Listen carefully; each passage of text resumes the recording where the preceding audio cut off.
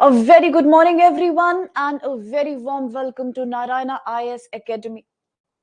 Today, we are going to take up a very important milestone when it comes to your UPSC 2025 journey. And yes, we are talking about the UPSC CSAT exam 2025. An exam which is characterized by many myths and fears and panic among the students. The reasons are very clear. Majority of students are investing their time and energy, all their efforts into gearing up for GS Paper 1. That's your General Studies Paper 1 Prelims, but do we even realize that there is a very high rate of failure associated with the Civil Services Aptitude Test, which is known as your CSAT exam? A very critical segment of UPSC prelims exam and yet extremely misunderstood. And no wonder, every year for the last 10 years, we are seeing barely less than a fraction of students passing the CSAT exam. And what does this mean for us? Now, for a candidate who does extremely well in GS Paper 1 and yet fails to qualify for the CSAT exam, loses the attempt completely. Because without CSAT, you fail in your prelims. It is a loss of attempt, a loss of motivation, and a loss of your energy. It is a very unfortunate development that's happening year after another, even in the lives of most deserving candidates. So what goes wrong really? And what are these problems that are stopping students from qualifying CSAT in the first or the second attempt itself? So today, as we begin our CSAT Crash Course at Narayana IS, we bring to you all these problems along with their solutions. How can you ace your CSAT exam? How can you make sure that a paper which is considered qualifying and yet compulsory does not become your weakness? In fact, it becomes your strength, and nothing comes in the way of your UPSC dream. So once again, a very warm welcome to the CSAT Crash Course, particularly today's class, which is going to be about verbal ability. And in a very layman language, something that we call as the reading comprehension. So before I actually start talking about reading comprehension, let's quickly have a look at the walk of CSAT exam itself. Let me walk you through how the CSAT exam looks like. Let me just give you a brief about the entire foundation of the CSAT paper. Okay, and post that we shall talk about the comprehension segment. Now, as we proceed with this important journey, let me also tell you that in our UPSC experience, it is in fact reading comprehension that is the most scary element of CSAT paper for most students. Now, talking a little bit about why I give so much importance to comprehension. Well, in my previous 10 years journey in the UPSC industry, where I have mentored, rather I would say I have had the fortune of mentoring over thousands of students, to see so many success stories, to see students begin from scratch and come back to me saying that they have qualified for the UPSC prelims and mains with flying colors. In my experience, it has been a rewarding journey because as UPSC faculty, as UPSC mentors, it's a very proud achievement for us when we see students achieving their vision, their UPSC vision. Indeed, a big dream to achieve, and yet very possible with right practice, efficient guidance. And today, as I am a part of Narayana IS Academy, I again feel extremely proud and grateful that I am getting this opportunity of enabling you to let your dreams come true. And on that note, I have been dealing with comprehension, that's your verbal ability CSAT. Of course, your other UPSC main subject. But even before we talk about prelims, the most critical thing is to completely understand the nuances of the CSAT paper. So I, Soumya Pandey Mittal, am extremely grateful and extremely glad to join you through the platform of Narayana IS, a platform which is based on the intention of making every aspirant's dream of UPSC become a reality. So let's enable this dream together. Let's have today's class. Let's make it a fruitful session. Should you have any doubts, queries, clarifications, I'm absolutely tuning into your comments. Do let me know, and I'll be happy to address the smallest of your doubt. Okay. Now with that, let's quickly have a look at the CSAT paper itself. CSAT paper, we all know it as the Civil Services Aptitude Test, but very often we miss this word aptitude. Why is it known as the aptitude test? And a lot of students ask us that why do we even need a CSAT exam? Why would UPSC give so much importance to quantitative aptitude and comprehension when already they are testing us, thoroughly testing us through the GS paper 1? Well, to be honest with you, CSAT was an exam that was introduced back in 2011. The intention was very clear. The intention was to make sure that UPSC candidates are not only acquiring knowledge in terms of general studies, whether it be your big four, geography, history, polity, or economics, or whether it be your current affairs. Of course, all these are important, but at the same time, UPSC really wanted to know whether a candidate has decision-making ability, whether a candidate has the ability to comprehend, to understand, and to address unknown challenges, and well, that is known as aptitude. The ability to be able to deal with unknown problems, which are complex. The ability to find solutions to new problems that you face every day is known as aptitude.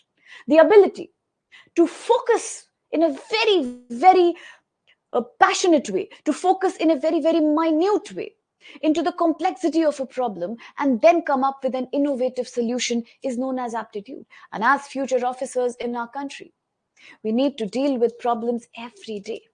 We need to deal with unknown complex issues every day. We need to find solutions to them. Well, that's civil services. And therefore, to test whether a student has that aptitude, to be able to deal with these problems and to be able to come up with innovative solutions through your skill, through your intelligence, through your logic, that's called aptitude, and that's the reason why in 2011 UPSC introduced CSAT as one component of your UPSC Prelims. And therefore, today when we talk about UPSC Prelims exam as an elimination test, as a screening test, on the one hand you have GS paper 1, where you will get your current affairs and all your static general knowledge such as your history, your geography, your polity, your economics, all the recent social developments. Well, that's the static part of it.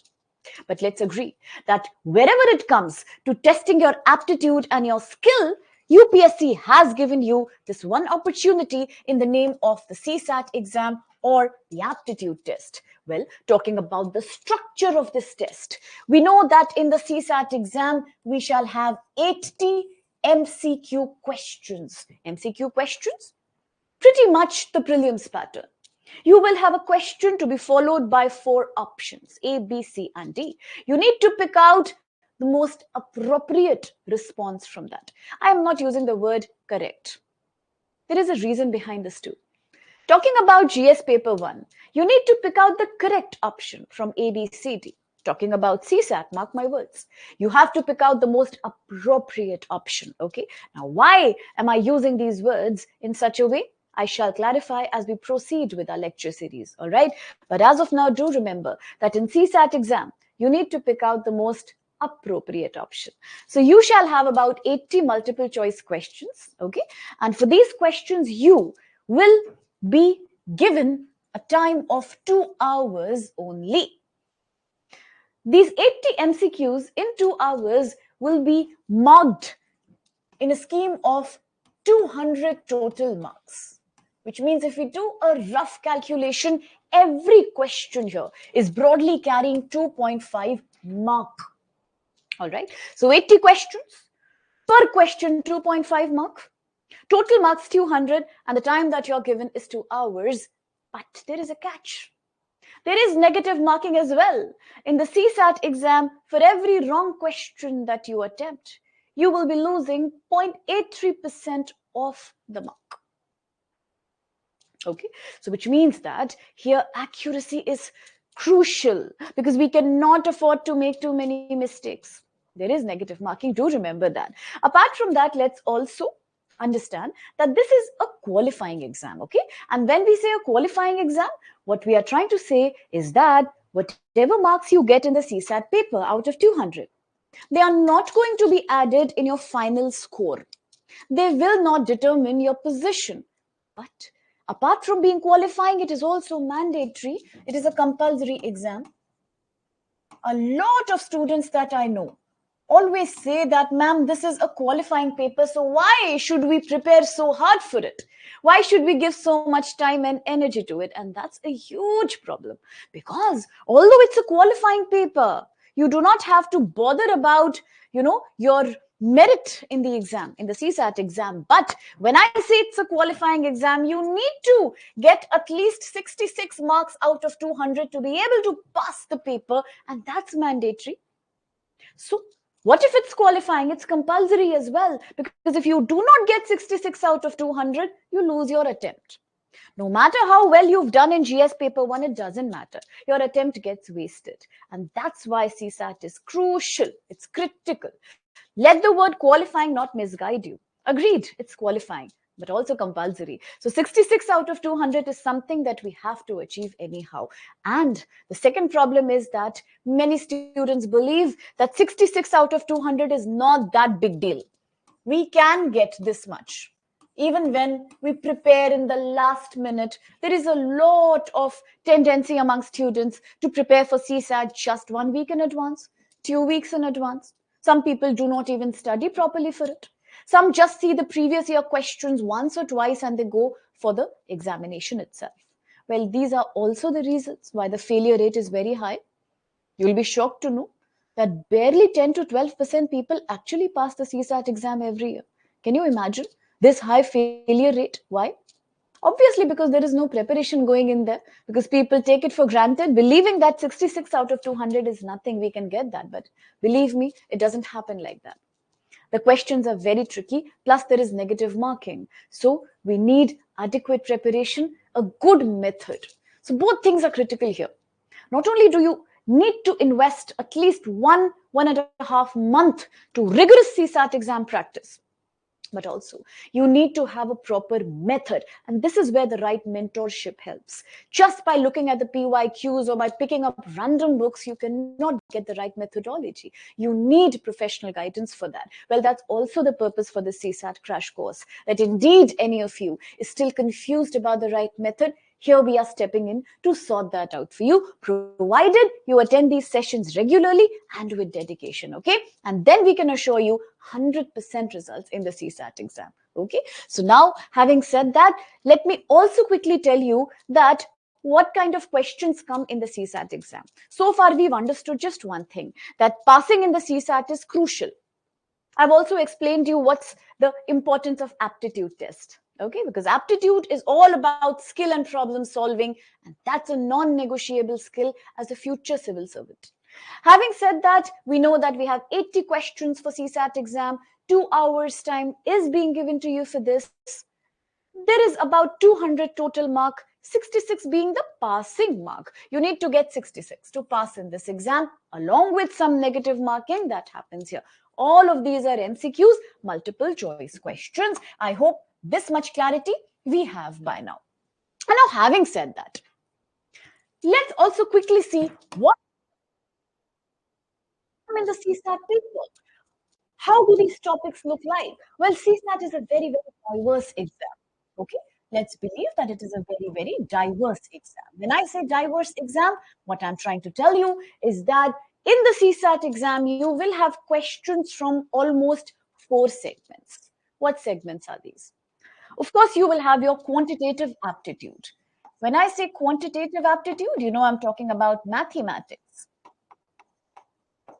Quantitative aptitude means you shall get maths questions based on very general mathematical concepts like your speed, distance, time, like your boat and stream questions, like your profit and loss, and your percentages, averages, something very, very broad, 10th to 11th level base mathematics. Of course, the questions are slightly tricky in the last 5 years, so we need adequate preparation, and that's why we do have the crash course session for quantitative segment 2, a very important segment to attend, by the way.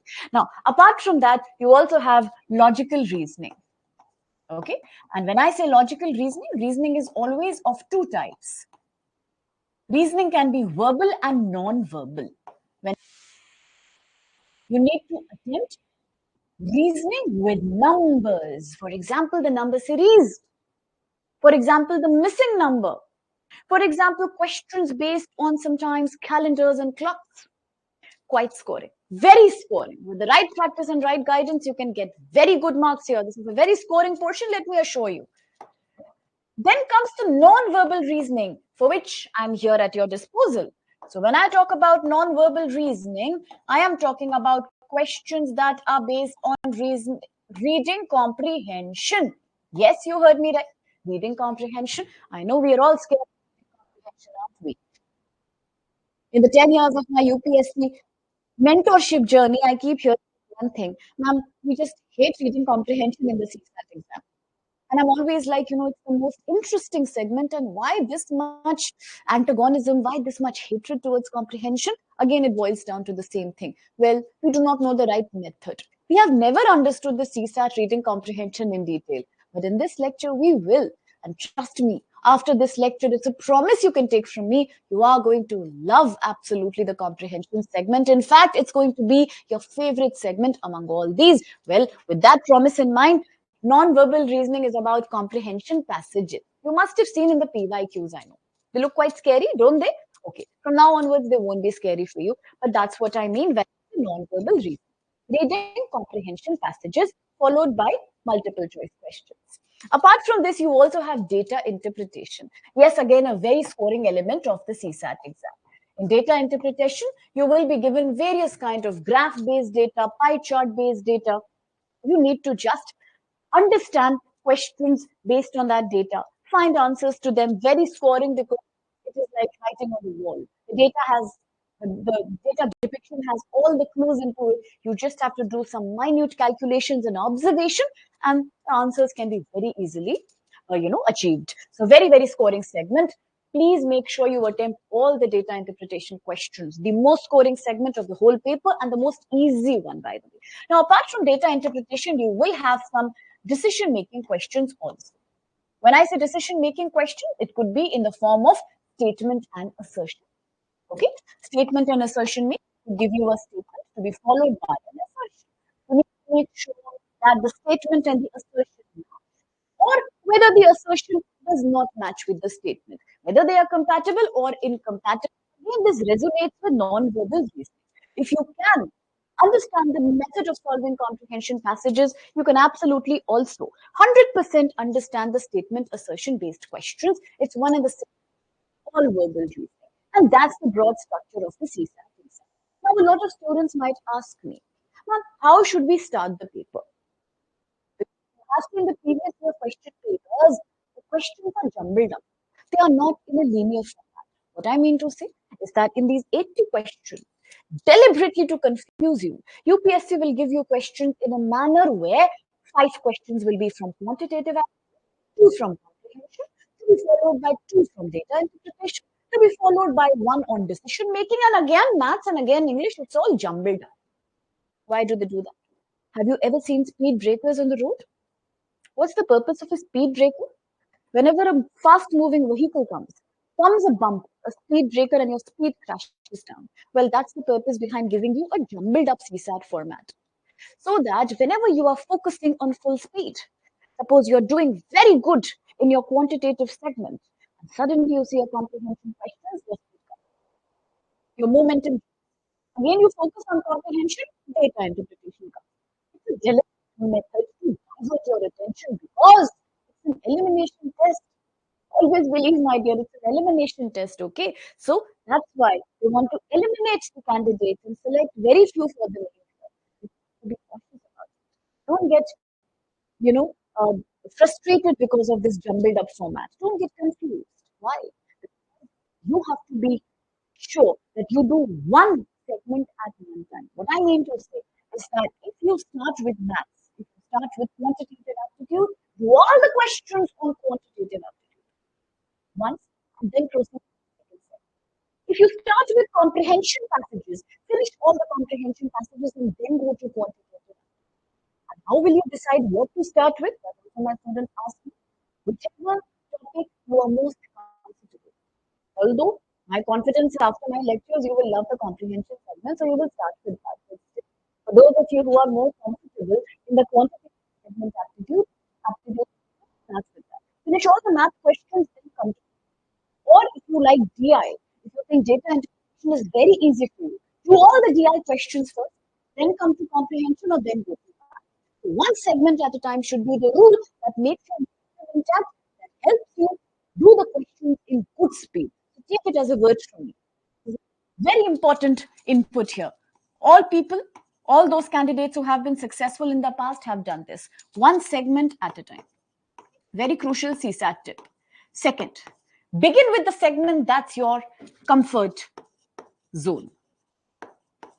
Okay, do not start with a segment you find tough. Otherwise, you lose your confidence, like it will crash down completely. So if I like maths more, I should start with maths. It will give me huge boost of confidence. And beginning the exam on a confident mode enables you to actually finish it in the same positive mindset. Otherwise, if you get nervous in the beginning, you will not be able to solve even the questions that you know already. So make sure comfort zone has to be begun with. You have to start with questions which you are finding easy, that segment. The third and the most important thing, you have totally 80 questions in this exam. It does not mean that you have to solve all these 80 questions. No, you don't have to. You have to solve maximum of 55 to 60 questions, but with accuracy, but with good speed. And here's a comment coming, okay, from Sayyad Rizwanji. A very, very good morning. Can you hear me? Am I audible to you? I hope I am. Okay, so now 55 to 60 questions have to be attempted in this entire 80 question format. That's enough. Don't worry that how will I do 80 questions in 2 hours? No, you don't have to. Only 55 to 60, but with accuracy, okay? That's something you need to remember. Now, there's one more important tip I want to give you before we actually start comprehension questions. Already I've given you about 3 tips. Remember each of these? The last one. Do not do guesswork in this exam. Never make that. No matter who says what to you. Do not make the mistake of doing guesswork in this paper. Why? Because there is negative marking here. And for every guesswork that you do, you may lose all the marks that you have achieved through hard work and through focus. Never make that mistake. We know that we lose 1/3 of the total mark per question. That's 0.83 of 2.5 per question that you make a mistake in. That's a heavy loss. For every 5 mistakes you make, you are losing multiple marks by itself. So if you do not know a question, leave it. Leave it. Human psychology says that candidates are more comfortable in doing guesswork. They do not like leaving the questions blank. But that's not the recipe for success. It's a recipe for disaster. Given that the negative marking is very, very profound here, it's a heavy loss. So do not do that mistake. Unless you are thoroughly sure that I know the question, leave it. There is no problem in leaving questions blank. That's okay. You will not lose anything there. But do not okay? No guesswork. Absolutely no guesswork. No matter who tells you what before the, no matter which YouTube video, you have a very solution for this problem. We have this strategy. Don't fall for those traps. They are all waste of time. No guesswork in the CSAT exam. Attempt those questions which you know, else please leave it. Just leave it with it. My voice breaking, or is my voice going absolutely good? I hope it's going absolutely good. Mr. Mohan, thank you for your comment there, sir. Any doubts, do let me know. I hope my voice is absolutely going good to you. Do confirm me. Okay. Having said that, one more thing. Now, if a question is not attempted, as I said, no marks will be cut for that. So please be more comfortable in leaving a question, but do not do any question wrong.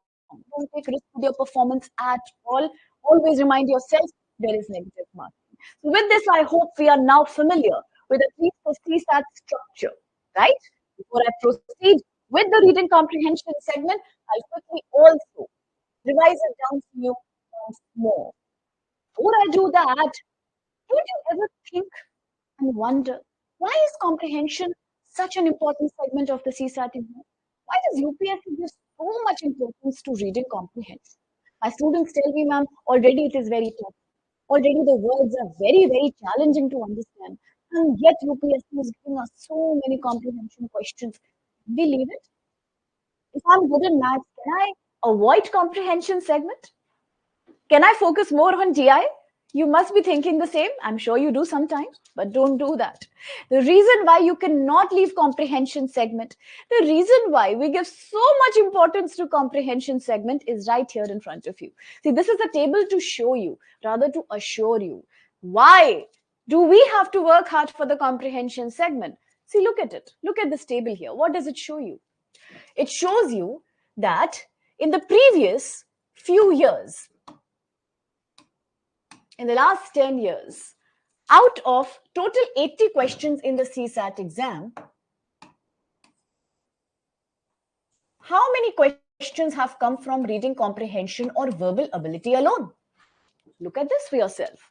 Starting from 2014, out of 80, you had about 25 questions from reading comprehension.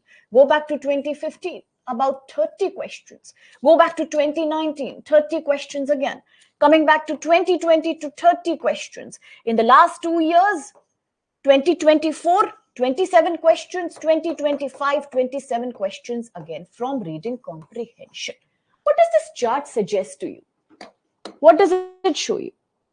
It shows that in the last 10 years, in the CSAT exam, more than 1/4 of the total paper was composed of comprehension questions alone. Can you imagine the weightage being given to this by UPSC? Out of 80 questions, if we calculate a broad average of the last 10 years, you will realize that at least 25 to 30 questions are exclusively taken from comprehension. And if we actually look at the data before 2014, that's 2011, 2012, 2013, then there were about 32 to 33 reading comprehension questions from the CSAT alone. So what does this show you? It completely shows us that we cannot leave the comprehension segment. In fact, we have to give it full focus. I can assure you there are many, many students who have done this paper successfully in the past. They have been able to qualify only because they have scored very well in the comprehension segment. So imagine if you are good in the comprehension segment, you are able to understand the method and the tips that I give you here. What benefit does it have for you? Well, the clear benefit is that alone you can get passing marks from tackling the comprehension successfully. You understand the weightage of the comprehension. When I say 80 questions, I talk about 100 marks. But when I say approximately 30 questions are based on comprehension in the CSAT exam, it means more than 1/4 paper, literally almost half the paper is comprehension alone, which means close to 60 marks can be achieved only by doing comprehension. Look at the importance, look at the weightage UPSC is giving you here. You might be wondering why UPSC is so obsessed with comprehension. Why? If you remember, even in your mains exam, there are two language papers, paper A and paper B. Paper A, Indian language, paper B, English language, right? Opening exam for mains UPSC, there also you have comprehension questions in the language papers. So that's the sheer importance UPSC gives to comprehension. Why? Hold on, I'll let you know. But in the meantime, I hope you are convinced that comprehension is the heart and soul of CSAT exam. There is no way we can take it lightly. The better you are at comprehension, the better chances of your qualifying CSAT, that's for sure. That's the data UPSC itself depicts. Okay? Having said that, now let me quickly proceed with the most awaited segment of today's class. What is the reading comprehension segment? What is reading comprehension? What is comprehension? Why UPSC is giving so much importance to it? And why and how should we tackle these difficult comprehension questions even without having a good command over language? Well, that's exactly what we are going to do now.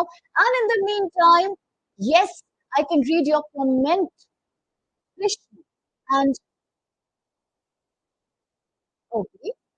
My voice, is it? Is my voice causing a problem? Can anybody now give me a thumbs up or assure me that the voice is absolutely good?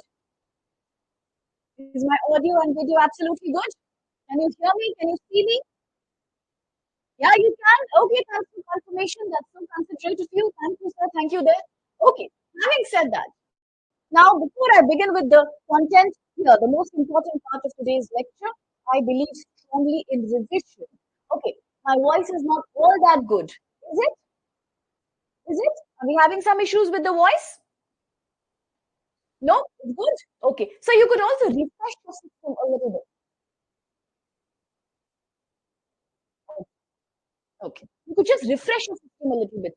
You know, just quick refreshing or restarting also helps. Sometimes we are doing our best from our side. Okay. Now, I strongly believe that for me, revision is the very, very important, you can say, edifice of doing and learning anything new. And on that note, before I proceed, let me quickly, let me quickly revise to you so far whatever we've done, okay, just to create a link before I begin with comprehension as such. So far we have just understood that in your UPSC 2025 that's happening on 25th May, you need to now onwards itself, given that today is 7th and we are left with very less time now, just about 3.5 weeks to go. So in this remaining time, we have to focus on the CSAT exam thoroughly and properly. We've understood that one, because very few people are able to pass here, it's a very challenging exam. So we need at least 1.5 months of preparation. Right now, you are in a good situation. Start for it today itself, with us, of course, here. Second thing, in the CSAT exam, you have 80 questions. The total marks are 200. The time given to you is 2 hours. Okay. But you need to tackle 55 to 66 questions in 2 hours. Every question carries 2.5 marks, but there is negative marking. So for every mistake that you make here, you lose 0.83 mark per question. So no guesswork allowed, no doing any kind of guesswork or no doing any kind of casual work. We need to be very particular about every question we solve here.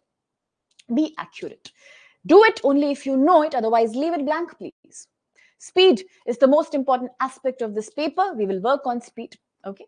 Second thing you learned is that you need to get 66 marks out of 200 to pass in this exam. And how do we achieve that? We achieve that by beginning with one topic at a time. At a time. One topic at a time.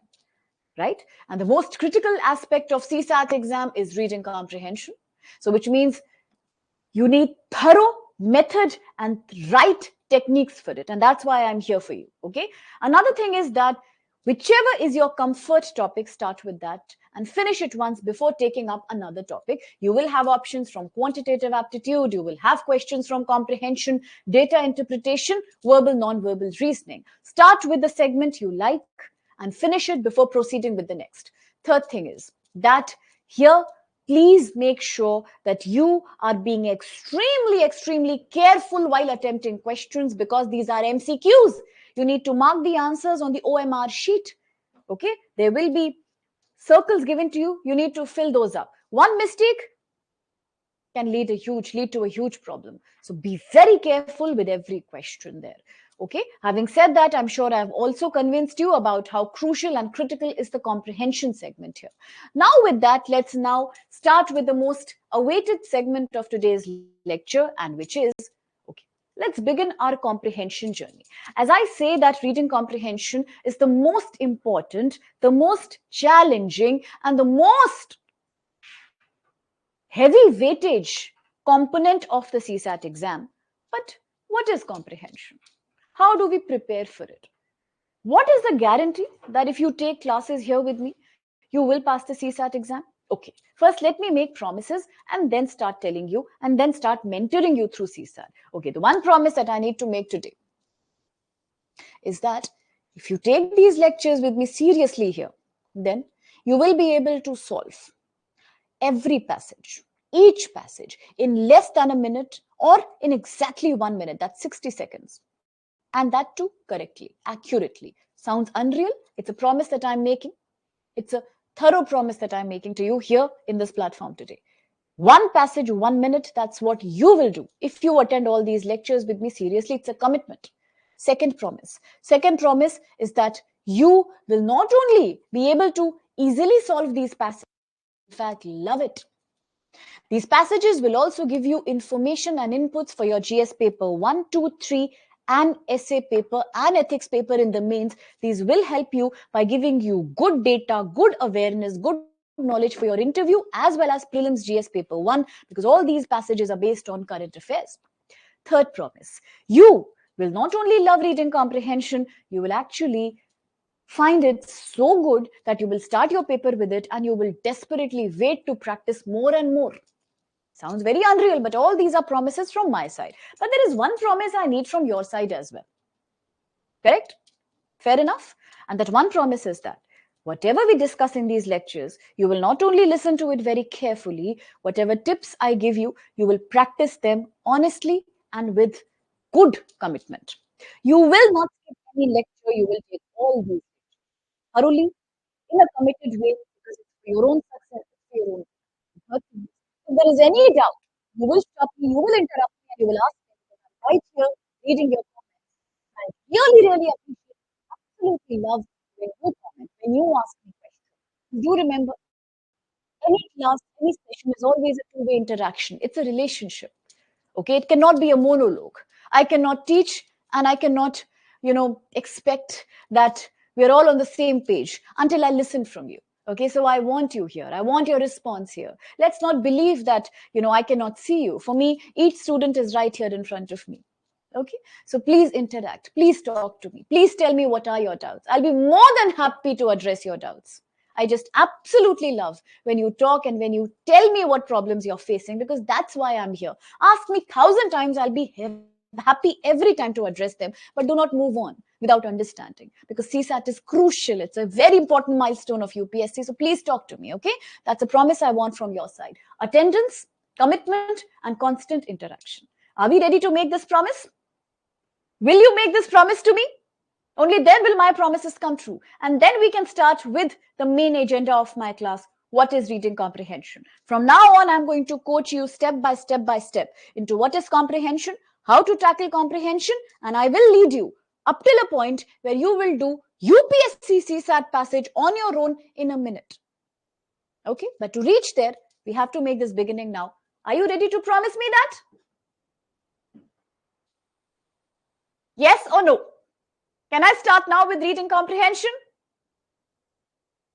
Are we excited? You want to make this promise? Yes, absolutely. This class is indeed for your CSAT exam. Yes. Okay, great. That's wonderful to hear from you. Yes, you are. Wonderful, wonderful. I'm so happy. I'm so glad to see your response there. So let's, with full enthusiasm, full commitment, full excitement, start today's comprehension journey. Okay? I really look forward to good participation from you. From my side, I've already made my promises. Thank you so much. This is beautiful. Thank you so much for your responses, guys. Thank you so much, my dear. Okay, so now we can actually start and kick off this process of comprehension. Take it one step at a time. Should there be any doubt, I'm there for you. Please ask. Okay, so let's start now and let's end at a note where one passage in a minute. Remember my promise, and that too UPSC passages directly. Great. So now let me quickly introduce you to what is reading comprehension. Not a new word for you, I'm sure. You must have heard right from your school, childhood days about comprehension, but then today is the time that I'm going to teach you everything about UPSC, CSAT, reading comprehension.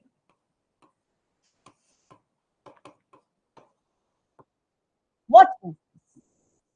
We have already seen that UPSC gives extreme amount of importance to comprehension of the CSAT. But what is comprehension? Has anybody any idea about comprehension? What is reading comprehension? Well, in a very simple way, comprehension is the ability to understand. Comprehension is the ability to understand. To comprehend. It's a very simple English word. To comprehend. When I say, can you comprehend my language? Can you comprehend my teaching style? Can you comprehend what's written on this board? I'm trying to say, can you understand? So in a very simple way, comprehend means, okay, to understand what? Understand something that is unknown to me, something that I don't know. You know, life is about comprehension. You'll be very surprised to know why UPSC gives so much importance to reading comprehension. Because comprehension is not knowledge. Comprehension is a life skill. Have you ever seen a newborn baby? Have you ever seen a small child? A just born child? Have you ever seen the child trying to navigate, trying to associate with familiar faces, trying to cry when he or she is hungry, trying to talk, trying to see things around him or her? Understand what is going on around me. That's comprehension. Have you ever seen yourself going to a new city, new location, looking at landmarks, looking at your Google map, looking at various signboards on the road? What are you trying to do? You're trying to comprehend, to understand. Do you see news? Do you read editorial articles? Do you look at your WhatsApp, Facebook, Instagram? What are you trying to do? All these are comprehension. Whenever we are trying to read something, listen to something, see something that we don't know before, it's a new thing. Every day in our life, we come across new things, new people, new situations, new circumstances, new truths, new knowledge. To understand all that is comprehension. So comprehension is nothing but a life skill. To understand the unknown is called as comprehension. Just now, Sunita Williams has come back from space, making so many people proud. After being stuck for 9 months in the International Space Station, what was she doing? New celestial objects, new researches, new discoveries. What are we trying to do? We are trying to comprehend because universe is unknown. Okay? So do refresh your system once in case you're having a problem with the voice. I hope it gets sorted. And you let me know whether it's sorted or not. Now, if comprehension is the ability to understand something that is unknown to me, something I don't know, it is life skill. I'm doing this on a constant basis. Right now, you are listening to me. You're telling me, ma'am, your voice is not clear. Maybe then you say, ma'am, now it's clear. What are you doing? You are also doing comprehension of what I'm saying. Okay. I'm trying to read your comments because I cannot see you. But I'm trying to read your comments here. Okay, what the Sayyid sir saying? Or what did Mohanji really say? What am I doing? This is comprehension. I'm trying to read. This is reading comprehension. What is he saying? Oh, okay. What is he trying to say? Comprehension. Because I don't know what you're saying, right? Similarly, if I get a WhatsApp message, how do I know what message is that? I can't predict, right? I don't have those powers. I can't predict it. So I'll see what is it. Okay, my mother is messaging. Okay, what is comprehension? Whenever you're trying to understand something you don't know, that itself is known as comprehension. As simple as that. Small baby is also doing that. An old person is also doing that. Every day in our life, apart from when we are sleeping, we are doing comprehension. It's something that we know. It's something that we already do every moment of our life. Yes, absolutely, sir. It's going to help you there because comprehension is a part of exams, whether it's your CSAT, whether it's your banking, whether it's your QH, okay, your state level civil services exam, PCS exam. Comprehension comes in every paper. It's a very critical skill in verbal ability. So it helps you. That's the most scoring aspect of almost all the exams that you're trying to perform in, especially the CSAT. Okay, so that's called comprehension. So if this is comprehension, if it's a life skill, if I already know how to do comprehension because it's biology, I am wired by nature to do it. Animals also try to see around and comprehend. Then why is reading comprehension so tough? Why? It is tough because we do not know the art of comprehending. That's all. It's not tough. Just that nobody has ever taught us the right method. That's why we are having these lectures for you. So now you know what is comprehension. So every time you are seeing something and trying to understand, it could be a signboard also. It could be a very huge banner on the road also. It could be a pamphlet being given to you for advertisement also. It could be magazine, newspaper, WhatsApp, anything in the world. YouTube videos also. Whenever you read something or whenever you see something, to understand what it means, that's reading comprehension. Okay, a skill that you thoroughly already know. That is why UPSC is giving so much importance to it because it wants to know whether the candidates whether the officers of the future are aware about this life skill or not, whether they can solve unknown problems or not. How can you solve them? Only when you know how to understand them. That's what comprehension is a life skill. It's there in every step of our life. And how does it come in the CSAT exam? That's a different question. So in the CSAT exam, you will find many, many small passages. Okay? These are known as SWOT passages. This is SWOT passage. A SWOT passage is a passage that is very small, less than 5 lines.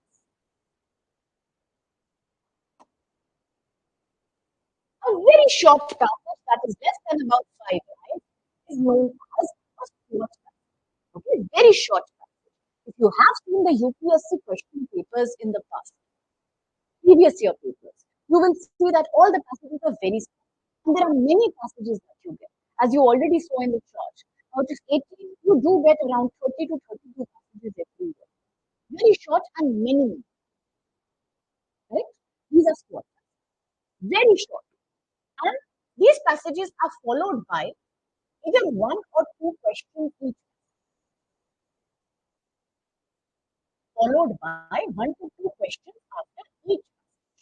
One short passage, one short passage to be followed by a very short question, either one question or two questions. After the question, you see four options A, B, C. That is the format of CSAT reading comprehension. Right? Now, when we already know what is comprehension, when we already know to read the unknown and to try to understand is reading comprehension, then what are we expected to do in this exam? Why are these passages so tough? Read any exam. Why are the passages tough? Well, the passages are tough because we are trying to understand which this way that we believe all students here, many, many candidates which I have mentored, they believe that passages are all about English. I think that if my language is good, then I will do very well in the competition set. In fact, some of my students have a good command over English language, who have done their undergrad and graduation in English literature. They believe that even if I do not study for the exam, I will still perform very well because my English language is very good. My vocabulary is very good. I talk really well. I write really well. And you know what? The failure rate among them is the highest. They are the ones who are never able to do the comprehension passages successfully. That's what I have observed in the last 10 years. Why? I like that. The simple reason is that this comprehension is not a test of your English language at all. It has nothing to do with your language command. You may be very poor in your English language. You may have a very poor and a very, very low level of vocabulary, and still you might do very well in these passages. On the other hand, you may be an expert in English language and still you might fail in this exam. Why? What's the reason behind that? The reason is that this comprehension has nothing to do at all with command over language. It has nothing to do with good English or bad English. And what is it? It is purely verbal ability. Purely verbal ability. Just that in the case of non-verbal ability, you are seeing numbers. In the case of verbal ability, you are seeing words. That's it. That's it. I know UPSC passages are quite challenging and difficult, but it doesn't mean you have to have a good language for that. You have to know the right trick for that.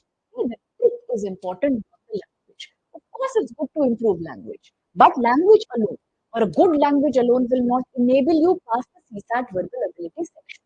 It's about good command over methods and tricks. That's all it is about.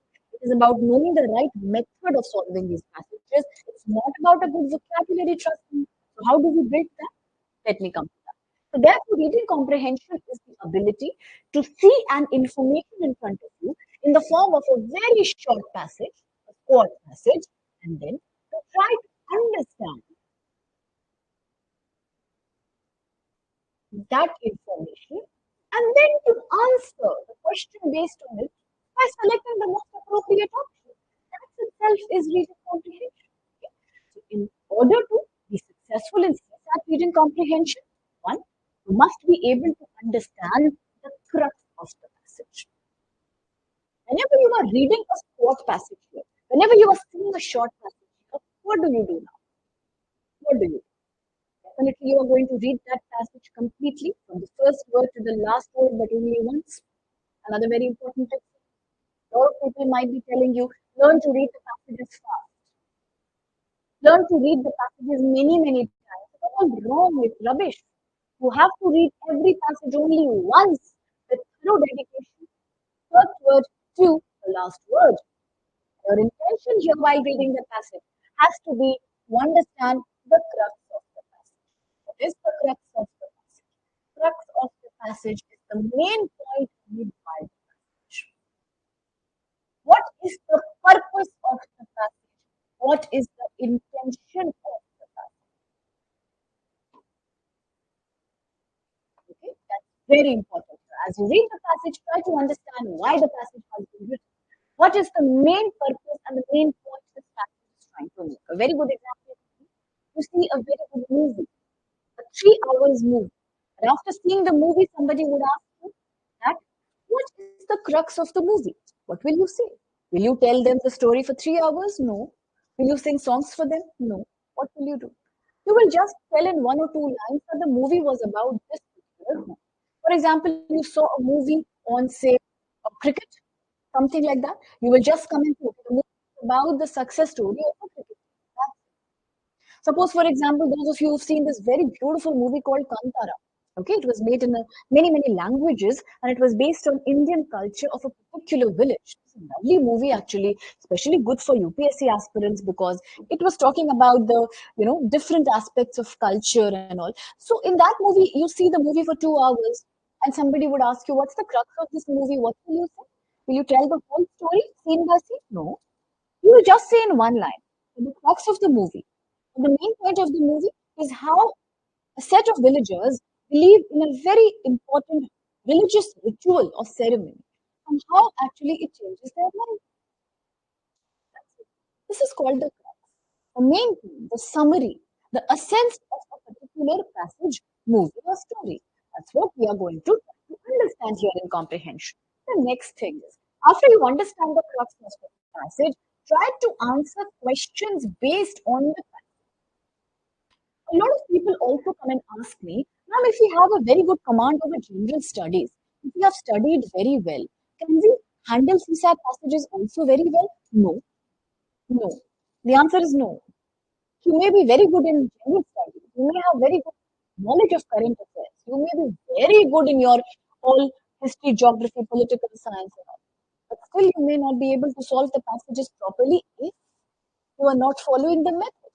You may be very poor in your general studies, and still you can be very good in comprehension passages if you understand that all you need to do is to read the passage thoroughly with full attention only once, understand the main purpose or the crux of it, and then try to answer questions only and only based on the passage. Nothing from outside. Nothing from outside. Because when we do reading comprehension, we are only focusing on the given passage. And general knowledge should not be used here. For example, many students make this mistake often.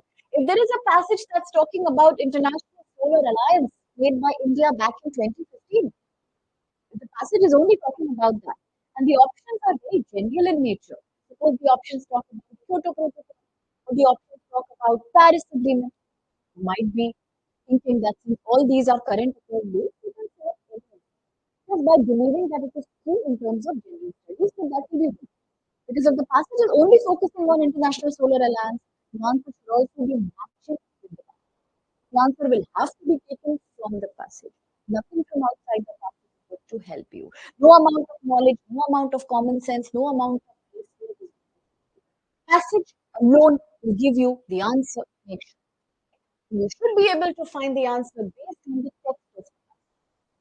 In order to tackle UPSC CSAT comprehension, the most important thing is to understand what you read. Be very sure about this matter. Understand what you read. Understand what you read, which means read thoroughly with proper attention. Don't skimp through the passage. Let nobody on YouTube misguide you. Many of my students, after wasting weeks and months, come back and tell me that, ma'am, we are trying to read the passages very fast, but still we are not understanding them. Now, why are you reading the passages very fast? Why are you getting misguided by so many informations? Don't do that. Don't do that. Don't read the passage fast, please. Be very, very slow, but be very cautious with what you read. So understand whatever you read. Do not run through the passage. You have 1 minute per passage, and that's a long time. When I teach you the tricks of the passage, reading, you will be able to read one full passage in 30 seconds. So you have time. Practice in such a way that your reading speed is allowing you to read 4 words in 1 second. Yes, you heard me right. Not only for CSAT, but for any exam that you prepare for. Your reading speed should be 4 words per second. You get me? 4 words per second. This is quite a good speed. If you find this fast, even 3 or 2 words per second is okay, but nothing above that. That's the upper limit. Do not just read through a line in a second. It won't help. Your brain will not absorb that. So don't do that, okay? So understand what you read very carefully. If you find tough words in these passages, leave it. It's okay.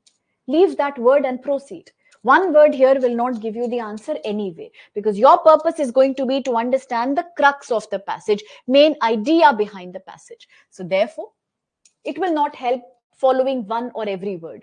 The questions will not be based on vocabulary, only the main point. So leave a difficult word, leave all the difficult words and keep proceeding. Okay. Next thing is, a lot of people come and tell me that, ma'am, my reading speed is very poor. I can't read fast. I take a lot of time in reading. So what will I do in CSAT? I say, congratulations, you will succeed in CSAT then. Very good for you. Why? Because in this CSAT exam, speed is not that important. Yes, it's not that important. Accuracy is. Don't be in a hurry. Don't be in a haste. 55 to 60 questions in 2 hours is a very good time you're getting. Okay, it's a very good time that you're getting. You have enough time to read, solve, and revise. So don't worry. It all boils down to practice. If you have practiced, my idea of practice, very strongly that I recommend, and students have seen success with this method, is that every day until 25th May, every day, 5 quantitative aptitude questions, 2 data interpretation questions, and 3 comprehension passages. That's the fixed rule I give my students. 5 maths questions, only from previous year passages. Sorry, only from previous year question papers. Okay. 3 data interpretation questions, 3 comprehension questions, or maybe 2 data interpretation is also enough, but this much you need to do every day. And only then you can say that in 1.5 months, I'm ready to ace the CSAT exam, and you will ace it. If you are ready to put in this much hard work, it is very, very important. Unless you do this, enough practice will not happen. Okay, so let the speed be. Speed is not a problem. You want to read slow, you read slow. Good with me, I'm happy. Provided you understand everything that you're reading. Don't just run through the passages, because you will not get the answer in that case. Having said that, let's now quickly proceed with what is the nature of these CSAT passages. Some people say they are so difficult that I don't understand anything. What language are they written in? Why do they look like they are not making any sense to me? A lot of my students come and say, ma'am, I have seen all the previous year question papers of CSAT, but the passages are looking so weird. I can't make out one line also. What are they saying? It looks like incomplete. Yes, it is incomplete only. Why is it incomplete? I will show you in the next slide. But before that, what is the source of these passages? Where do they come from? Who is writing these difficult passages? Let me tell you quickly that in the CSAT exam, all the passages are taken from typically 4 to 5 areas, 4 to 5 topics. The most common topic here is going to be economy and ecology. Economy and ecology. Okay? When I say economy and ecology, I'm trying to say that these passages will most commonly be either taken from the global or Indian economy, or your environment and geography. So all of these are going to be environmental current affairs. For example, recently we heard about massive forest fire in the US. Recently we heard about some cyclone. Recently we spoke about maybe tectonic shifts that are happening. Or recently we also heard about the earthquakes that hit Myanmar. Just I think last week it has happened. Okay. All these are current affairs based on technology. You can expect them in the past. Yes, the passages are all based on current affairs. All of the passages are current affairs at the end of the day. Which topics do they come from? Majority of them will talk about economy. For example, today we are having this whole big debate about the US tariffs. Okay, Everywhere in the newspapers, we see every single day a discussion is going on about Donald Trump and his economic policy. Tariffs and how they are bothering the other countries. Well, definitely you can get a passage on that. Taxation and tariffs. You can definitely get a passage on Indian economy, agriculture. You can get a passage on unemployment, Niti Aayog, any policy. It can be based on International Monetary Fund or the World Bank. It can definitely be about foreign direct investment or RBI, anything that relates to economy in any manner, but it's in current affairs. You can get many every year you get 30 passages, at least 10 are based on economy. The remaining 10, the other 10 are genuinely based on environmental current affairs. As I mentioned to you, it could be global warming, it could be the fact that in Indian cities, especially like Himachal Pradesh or Bengaluru, or perhaps your Gurgaon, in many, many cities, we are having water scarcity like never before. In many cities, we are witnessing vulture deaths owing to poisoning. In many cities, you are witnessing extreme amount of heat waves. You are witnessing, ocean. You can say ocean level is rising, and there is so much land inundation happening, or landslides back in the Uttarakhand and all. So everything that has been making news in terms of environmental ecology is going to come here. Literally, about 9 to 10 passages are every year based on ecology. Air quality could be a very predominant issue given the NCR region, the Delhi region. It could definitely talk about, agriculture stubble burning. It could talk about biotechnology. It could talk about genetically modified crops. Recently, the GM crop was under question, so we can definitely do a question on that. So all current affairs based on economy and environment are definitely the ones that are asked here. So also, therefore, if you are reading the newspapers regularly, if you're also following our DNA. Now, also because every day as we do the DNA, we typically try to focus upon the most important environmental and economic issues. So that gives you a good picture of what's going on around the world. Because if you sit with the newspaper, you take hours. But when you tune into a DNA, especially I know the work that we do here, it's only for our students to make life easier for them. They do not have to really deep dive in every word of the newspaper. And we bring this 1 hour DNA to make the whole article, important current affair articles, to be given to you like a tablet. You just have to see very easy words, understand it, and it's already there in your brain because it's already been made easy. It's easy. We have simplified it for you, giving you all 360-degree data. It becomes easy for you to remember. That's exactly the kind of hard work I for the passages also. Because when you know these current affairs, what happens? You can relate more with these passages. Okay? A student who's blank, who's never seen any DNA, who doesn't know about what's happening in the current affairs, will see, "Oh, what is this issue? I don't even know about the GM crop. Oh, this happened in India, really? Oh, okay, okay. I don't know when forest fire happened." So if you have that kind of mindset, then passages will look like foreign to you. You don't understand them.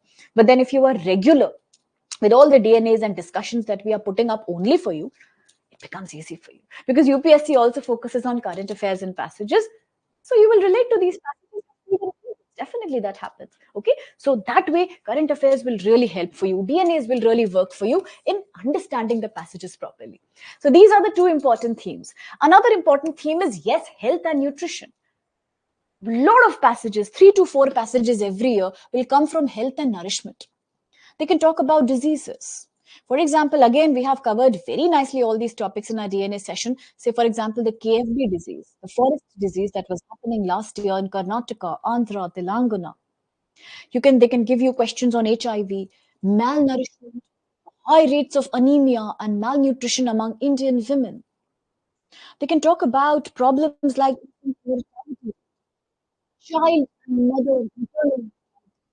Can give you questions on tuberculosis. Like recently, we've celebrated the World TB Day. Remember how much we were talking about? That's why be regular with current affairs, be regular, please, with the DNAs. We really need you to do that for this exam. Ultimately, it's about current affairs. The TB could definitely come in the passage. In 2019, there was a very long passage on TB. Easy passage. But for those who know the current affairs, okay, that's important. So such questions will keep coming. Any new discovery in science, which will come here. We can also talk about satellites. So all these questions are covered in the passage. Some passages, very few easy ones, come from social issues. Like gender bias, corruption, or poverty, or it could be about Indian marriages, child marriage. Easy passages. The last three themes are easy. They have no data. No data means no numbers, no statistics. So you can read them and understand the crux of it quite easily. The first three themes are slightly tough because they have huge science terms, technical words, and good amount of data comes here. So it becomes difficult to understand the crux of the passage. But as I said, with the right method and by being familiar with current affairs, you can easily manage all these passages. So I hope now you understand that where are the passages coming from? One, current affairs. Definitely most are current affairs. Second, current affairs typically based on economy, environment, and science. Okay, so these are the most important themes of these passages. And now, having said that, a very important question that I need you to see, something that I need to prove to you. This is not the information you will get anywhere else, because the secret behind CSAT comprehension passages and the fact that they are so tough, they look so incomplete, they look like they have no starting, they look like they have no end. They just look like they have been picked up from somewhere randomly for you. Where are they coming from? Why do they look so confusing? They are confusing because they are directly copied from the editorial page articles of the Hindu, the Indian Express, the Economic Times. These three are the sources of all CSAT passages. Yes, that's true. Even sometimes the Times of India or the Yojana magazine. So UPSC typically goes to the previous year editorial articles, takes up 2-3 lines from there and gives it to you as a passage. And then they ask you questions based on that. It's almost like showing somebody the trailer of a movie and then asking them questions based on the movie. How will you manage? That's where our method will help you. But that happens in UPSC CSAT. Now you know why the passages look so confusing. I hope now you understand why the passages look so incomplete. By the way, why is nobody interacting with me? Why do I see such less comments today? You are not finding CSAT interesting? Passages are not good? Still, so much fear is there? Or it's looking like, oh, CSAT passages is like a very boring segment. That kind of a feeling is coming? I need to hear from my students. I need comments. I need more participation, please. Should I proceed or not? Is it interesting for you or not? Any comments there? How is the class getting along? Are we understanding everything? Yes or no? Please participate. Please comment. Do let me know. Anybody? Any question there? Is everything making sense to you? Do you want me to revise, repeat anything that I said? Is everything clear so far? Please do comment and let me know. I'm waiting for those comments there, please. Okay? So we are talking about the fact that passages are taken blindly, copied from the editorial articles. Yes, you're understanding? Great. That's so nice of you. Thank you so much for your comment, sir. Thank you so much for your comment. All of you, sir. Okay, wonderful. Thank you so much for the clarification. Any doubts, please do ask me. I'll be so happy to address your doubt. Please do ask me. All my sirs and ma'ams there. Please talk to me. Please let me know. Okay, having said that, I hope now you understand why are the passages looking so abstract, so tough to you, because they are just picked up randomly from somewhere. Okay, see, I'll show you an example here. This was a passage that came from one of the CSAT examinations. The passage is completely copied blindly from editorial of 15th November 2017. This came in 2023 UPSC CSAT exam, copied from 2017 newspaper. More than half of Indian women and a quarter of Indian men working age, they suffer from anemia, deficiency of iron. It's a health and nutrition based passage, science based passage, blindly copied from editorial page. See, Times of India. That happens in the CSAT exam. No wonder people find these passages very, very tough. Okay. Similarly, you can look at this passage. There's one more passage I'll show you. This was a very popular passage among students. A lot of students remember it even till date. CSAT 2023.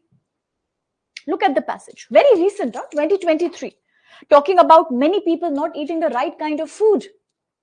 Talking about poor nourishment among Indian people. 2023 UPSC CSAT. Where is the passage coming from? Blindly copied from 9th November 2017, The Hindu. Now you see the relevance of DNA? Attending it regularly and listening to it? That's the benefit. Because we cover all these articles in our DNA sessions. That's going to really help you in these passages. So for CSAT success, it's also important to have a little bit idea about the DNAs and the newspapers, okay? All these initiatives work together for your UPSC preparation. See, look here. An article blindly copied from the Hindu. It came in CSAT 2023. Many people failed to do it. They could not understand. Why? Because they had no idea what the passage is talking about. But for those who have been following newspapers and the DNA sessions, it's something you've already discussed before. Easily you can solve the passage. Okay? So all are current affairs based. Now look at this. Again, CSAT exam. 2024. I'll just show you where it is coming from.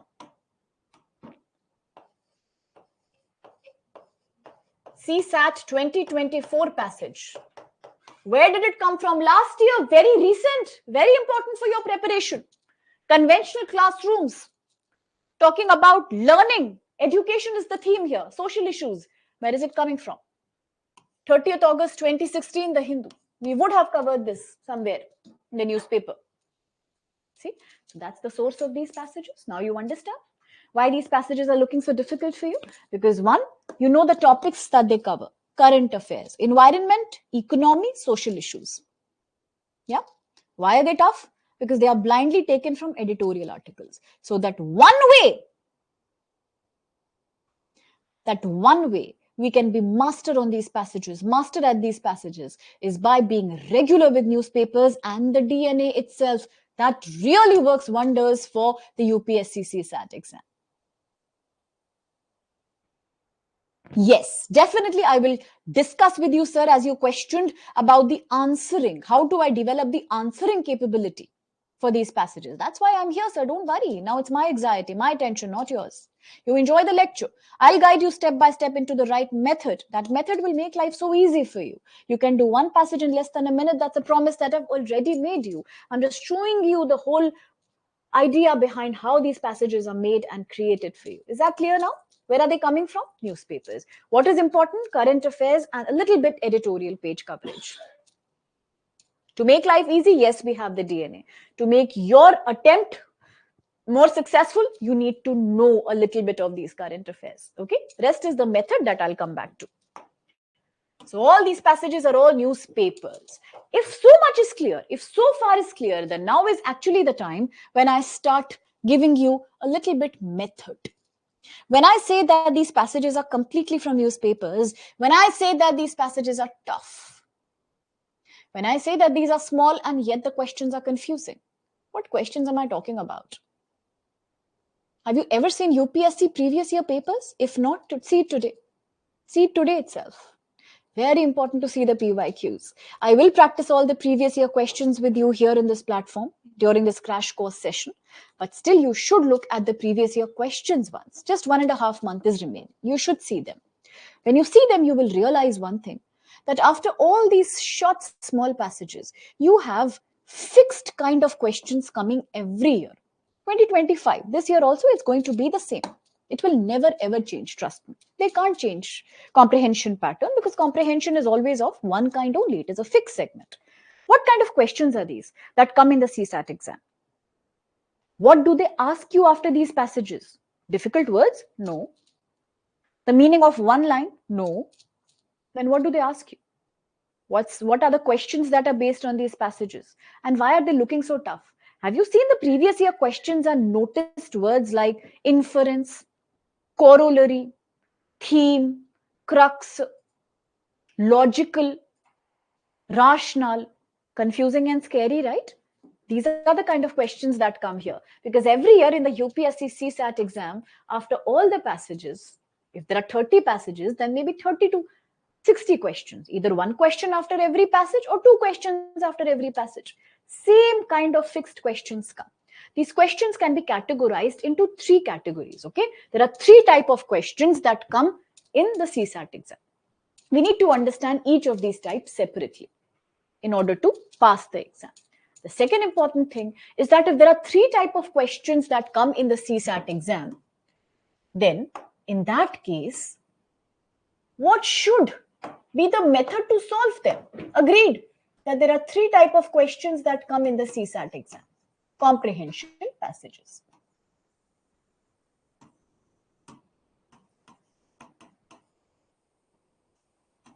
Only 3 types. What is the method? What is the strategy to solve each of these separately? That's the important thing I'll teach you. So method of solving each type is the most important thing we need to know. And the last thing that we'll cover towards the end of this crash course here is how should I improve my comprehension ability? When I say that CSAT exam is all about comprehension, how do I improve this ability? What magic can I do that I have a very good command over these passages? I can learn new words easily. I can understand editorial pages easily. I'll talk about that. I'll talk not only about improving vocabulary, I'll also talk about improving your reasoning capacity. Like Sir just asked me, how do I improve your answering capacity? I will talk about it. I will also talk about your answering capacity, efficiency, and time management. All that is coming up, so stay tuned there. One by one, we'll take every step. So, as I said, CSAT comprehension is comprising of 3 types of questions. Okay, always 3 types of questions will only come. What are the first type of questions are known as passage-based questions. What are these known as? Passage-based questions. Okay. From today, in short form, we will call them as PB, passage-based question. Now, you need to learn these. You need to learn these because as we proceed, every time we will not spend our time and energy on defining them. Life becomes easy when we know these acronyms. So remember them. Passage-based question. That's the first type of question that comes every year after passages. Passage-based. Second type would be TBQ. What is a TBQ? Right. Theme-based question. Theme-based question, TBQ.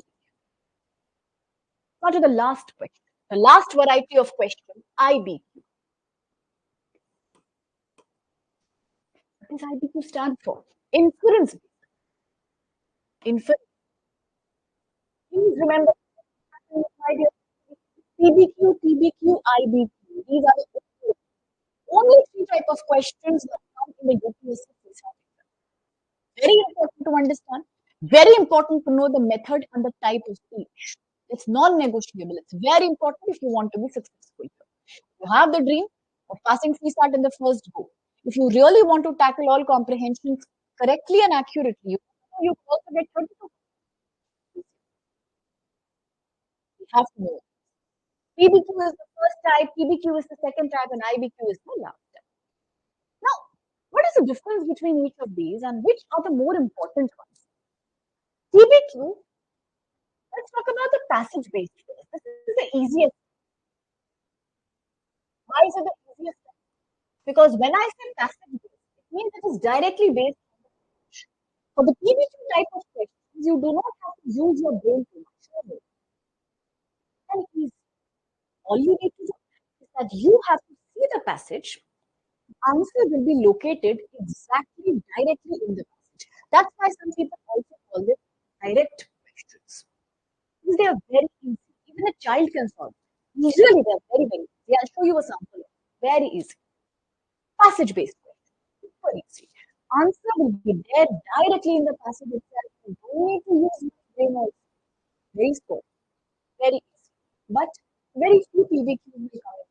Very few. Maybe 2 to 3 or 4 maximum, not more than that. Next variety is more important.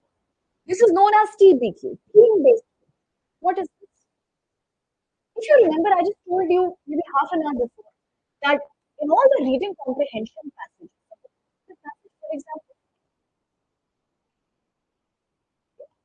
in all the, as you are reading the passage top to bottom, first to the last word, what you need to really focus upon is the crux of the passage. The crux of the passage is the main message main purpose or the main point made by the passage. And I give you the example of the movie Kantan. I said that if somebody asks you, what's the crux of the movie? You will say that the crux is that the movie is based upon a religious ritual or a custom that happens in a particular tribe community. And they believe in it so much, it impacts their life. They worship that force. It's based on the supernatural and how people believe the crux of the movie. Similarly, every passage here is written for a purpose. You know they are all coming after being copied from editorials. And all editorials have a purpose. You don't write that book for time pass. If you have no work, let me write an editorial for the book. It happen like that. All the editorials are important. They have an important message behind. So all these passages also have an important message, a point, an intention. That's what the crux of the passage. So that's what you have to. Theme-based questions will ask you the crux of the passage. The theme means what's the theme of the passage? What's the crux of the passage? What's the main idea behind the passage? That's what it is. These are slightly difficult to understand because you need to learn the skill, you need to learn the aptitude of finding the crux of the passage. And that is, it is something we need to do because when you see the passage for the first time, it's easy to get confused. Very easy to get confused. So what we really learn the art of understanding the application. The last variety of questions is the most difficult, the most challenging, and yet very important for this exam. Yes, it is known as IBQ or inference. What do these do? IBQ or inference based questions need to learn a new art. The art of being a detective. Yes, you heard me right. What is a detective and what does a detective do? We all know that a detective is somebody who is trying to find, detect secret knowledge, trying to solve a mystery. You might have seen in TV serials or in movies, there are detectives who are always trying to find the hidden reason behind something. A crime, why did it happen? What is the reason behind this event? How do they do that? By looking at evidence, by looking at clues. You also, in the IBQ variety of questions, have to see the clues in the passage. If it is in the passage, you need to try the reason behind the passage. What is the main, what is the logical conclusion?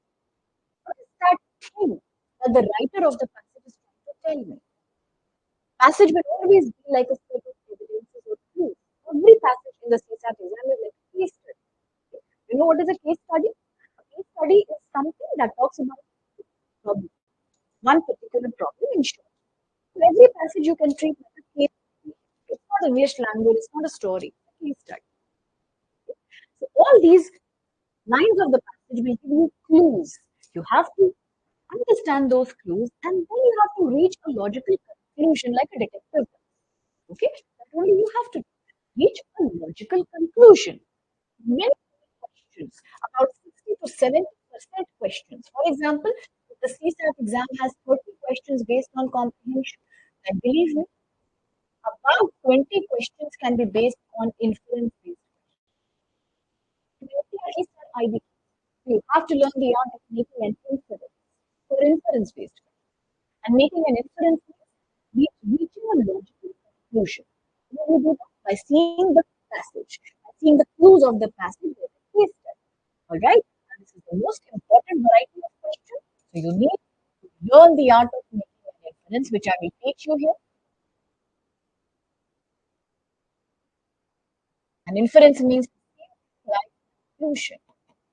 This art of making inference also helps in solving questions based on decision making in the CSAT and also questions based on statement and assertion. Definitely because that is also the same logical conclusion after seeing some clues or evidence. So that's clear. Then now one by one, let me show you each variety of questions. How do each of these look like?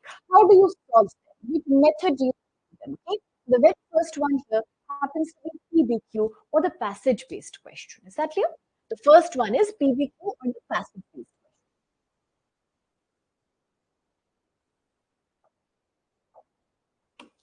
Right here in front of you, I'll show you the PBQ. Passage-based question. PBQ. As I said, PBQs are direct questions. They are the questions that are based directly on the passage. You do not have to use much brain over here. You just have to observe the passage very, very well. But how will you understand that which question is a PBQ, which is a TBQ, and which is an IBQ? How will you learn that? I'll teach you how to do that. Let's look at the PBQ, the first variety of question, also known as the direct question, target question, specific question, anything you can call it. Now, the PBQ is very easy because, now very interesting, listen to this. PBQ is very easy because, it's easy because, one, both the question and the answer will be directly located in the passage. Now, sounds funny, but it's true. Hear me properly. And I'm saying you heard me right, actually, but listen to me again. The question and the right option will be directly located in the passage itself. Yes, that's the best part. Because the question and answer both will be given clearly in the passage.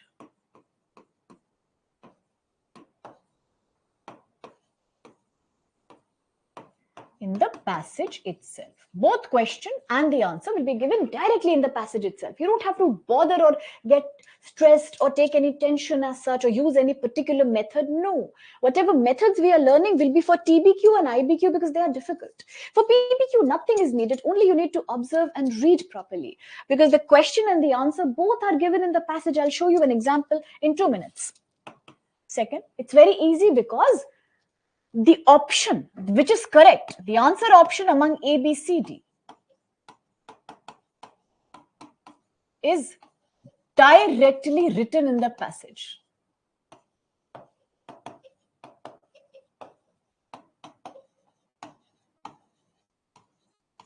Is directly written in the passage. So these are the 2 reasons why PBQ is a no-brainer. It's super easy.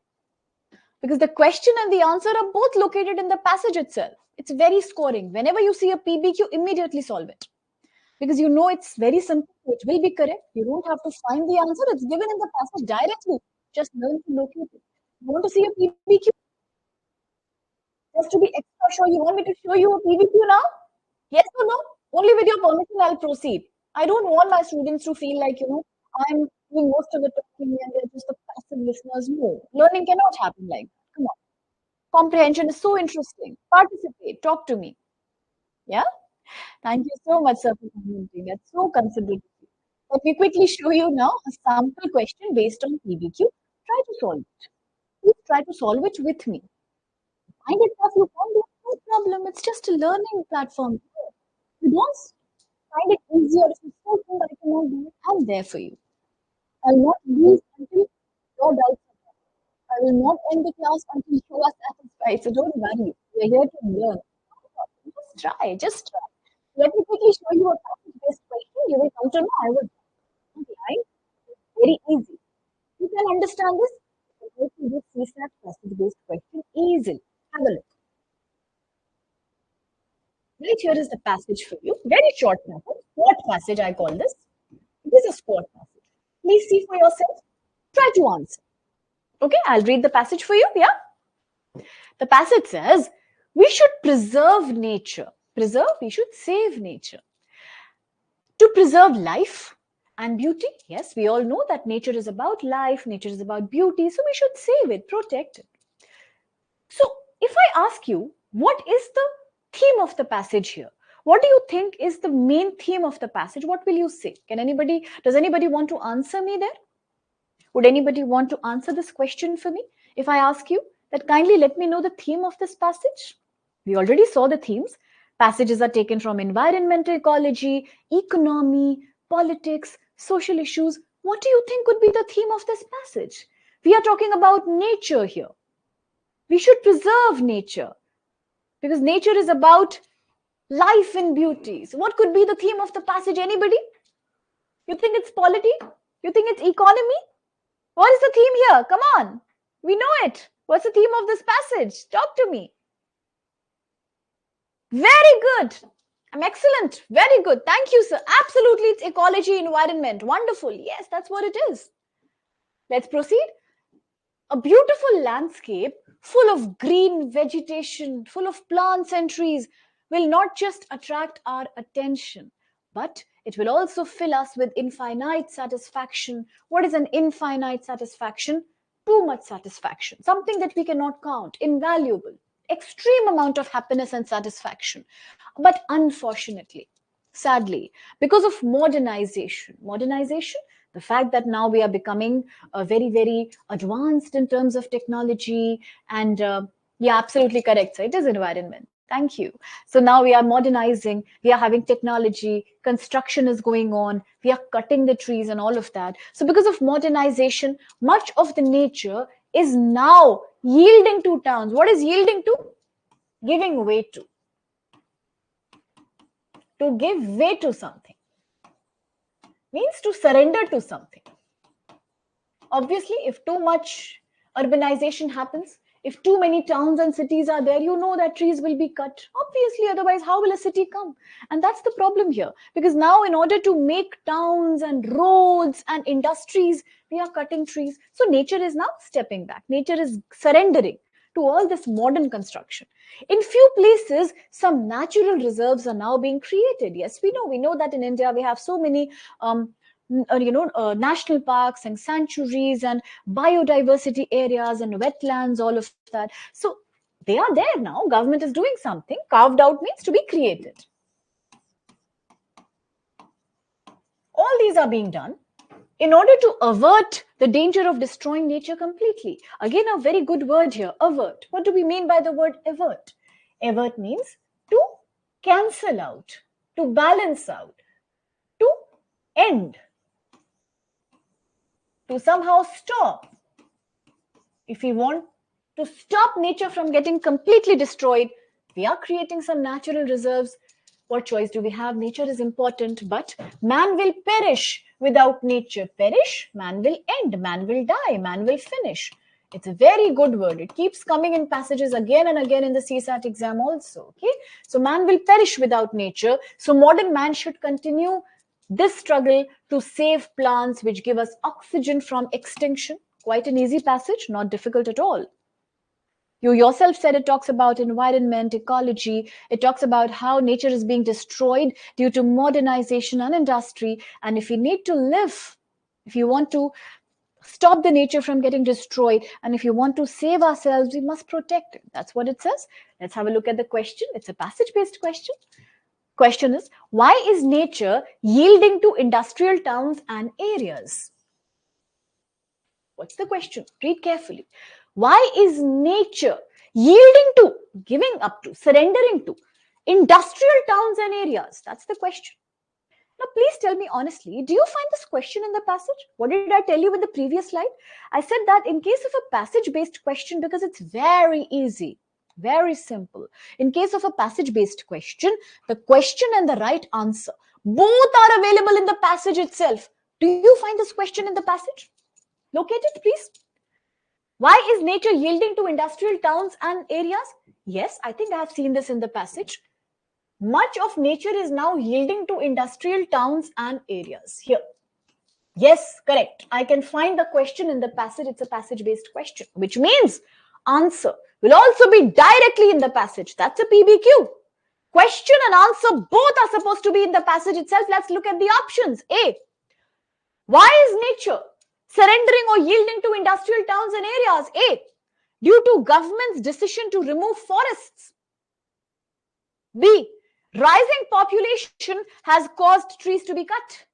C. Because of modernization. D. Due to lack of oxygen. So what do you think would be the answer here? I want to hear from you, please. Because I know you can do it. It's easy. It's a PBQ answer should be there in the passage itself. Do it for me, please. And then we'll discuss the answer. Very good, sir. Anybody else? Excellent. Excellent, Mohan. Anybody else who wants to solve it for us? Please go ahead, try. There's no fun without trying. In CSAT, without practicing, there's no fun. We must try, we must practice. Only then we'll learn. Only then we'll reach the UPSC CSAT target. So please try. Very well answered. Anybody else? Very good. Absolutely. Correct. Well answered. One more comment comes there. Beautiful. Anybody else? Anybody else who wants to answer?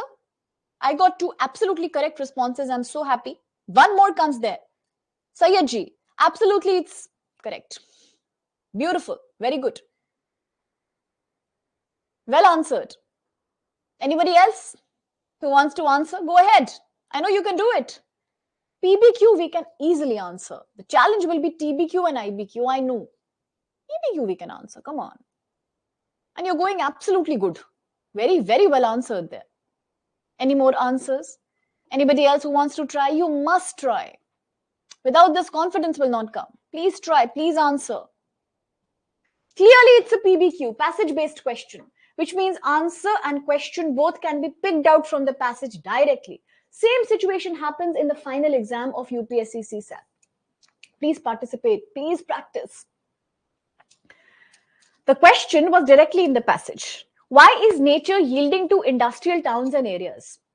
We saw it in the passage, yeah? So now, option should also be there, directly in the passage. A, due to government's decision to remove forest. In the passage, are we talking about government's decision to remove forest? Yes or no? Did you see it anywhere? I didn't see it anywhere. And I know that in the PBQ, the right option should be easily visible in the passage, but I have not seen option number A in the passage at all. So why will it be the right answer? I didn't see it only, no? B, rising population has caused trees to be cut. I know trees are being cut, but I have not seen in the passage rising population is leading trees to be cut. Do you see it? I don't have those special eyes to see something that's not there. It's not there. Why will it be the right answer? As many of my dearest aspirants have said, yes, absolutely, answer is C because of modernization. Very well answered there. I'm so happy. I wish many more people could answer. Please participate. Don't think. We can try. Yes, C is the right answer. Why? Because obviously, if the passage-based question means answer and the passage are both in the passage, answer should also be there. No? Where is it? Because of modernization. Let's find out where it is. Where is it? Where is it? Where is it? Yeah, it's right there. But will fill us with infinite satisfaction, unfortunately, because of modernization right here. There you go. Answer directly in the passage, and this, my dear, is the PBQ. This itself is the passage-based question. Okay, you know now it's very easy. So in UPSC CSAT or in your QET exam, whichever exam you're taking, primarily CSAT, this is going to come. Such direct questions also come, and they're very scoring. You know now, you can see it for yourself. So therefore, this is PBQ. Be very sure about it. In future, as we proceed with our sessions in the crash course, we will continuously practice UPSC past 15-year questions. Thoroughly, we will practice them. Okay? I'll make you practice all the questions from 2011 to 2024. PYQs, previous year questions. You will see such questions coming again and again and again. So therefore, very good. You've handled it really well. This is a PBQ. Question and the answer directly located in the passage. Why is nature yielding? Because of modernization. There it is. D, due to lack of oxygen. Again, not directly mentioned in the passage, so it cannot be true. And this is how we solve a UPSC PBQ, passage-based question of reading comprehension in CSAT. Is that clear with everyone? Those who've been so generous to answer and those who for some reason are not answering, but I'm sure you're listening to me. Is that clear? Is PBQ clear with everyone? With your permission, with your kind permission, can I now proceed with TBQ? Is it clear or any doubt is there? Slightest of doubt, sir, please feel free. Ma'am, please feel free. I'm there for you.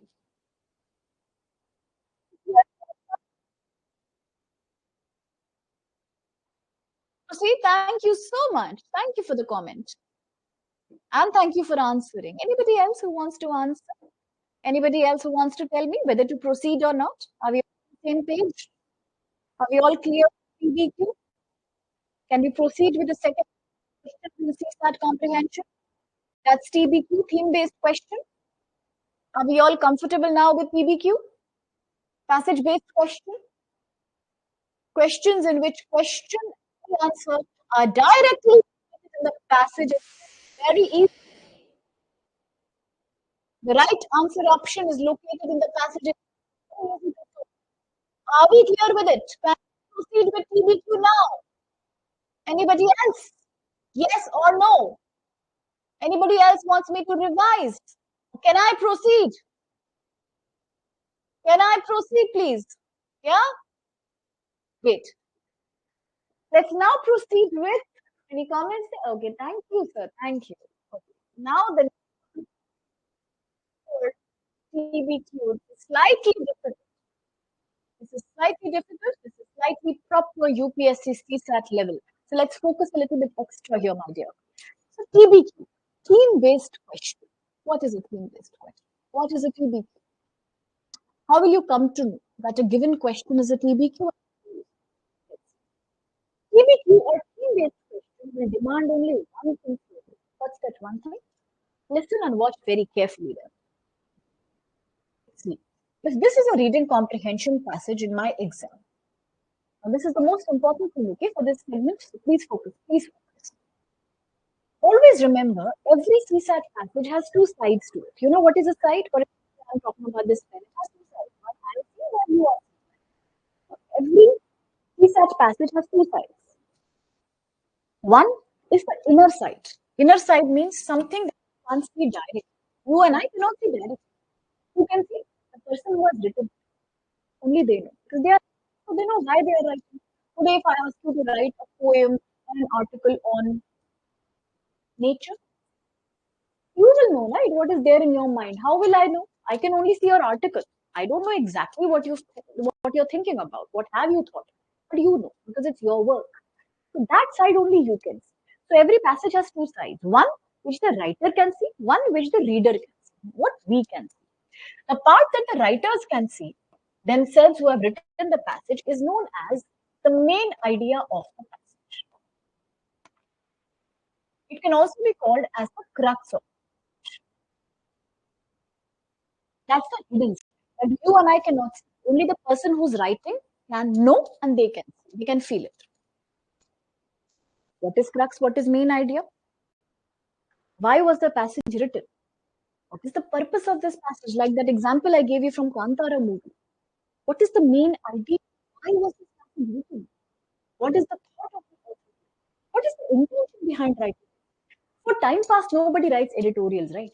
Obviously, they want to inform the readers about some important issue. You see today's newspaper, you will again see so many important editorials are coming. Every day they come in the most leading issues, what we also cover every day. So, what is that? What's the reason? You are writing it about some issue that's current affairs issue.